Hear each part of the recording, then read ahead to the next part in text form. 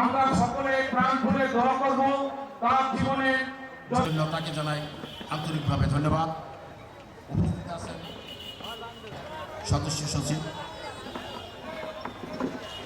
তার সম্বন্ধে করে পৌঁছাই দিন।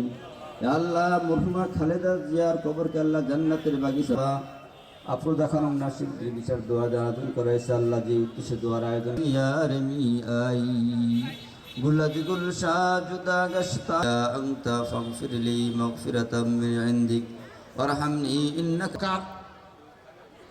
পাক হানাদার বাহিনীর দেখেছেন, আপনাদের আগে বা আমাদের আগে যারা আছে তারাও দেখেছে।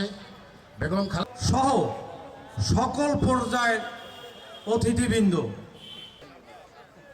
বরিশাল মহানগর কর্তৃক অন্যতম সদস্য আমার কাকা সিরাজুল হক মাস্টার কাকা সিরাজুল হক। আপনারা উপস্থিতিটা দেখাইতেছেন যে এই আফরোজা খানের নাসিরুল্লাহ আপনারা আছে, কোথাও যায় না। এবং আমাদের নেত্রী আফরোজা খানের এই 17 বছর বেগম খালেদা জিয়ার শোক সভায় এ পর্যায়ে বক্তব্য রাখবেন। ধন্যবাদ আয়োজক সকল বৃন্দরে।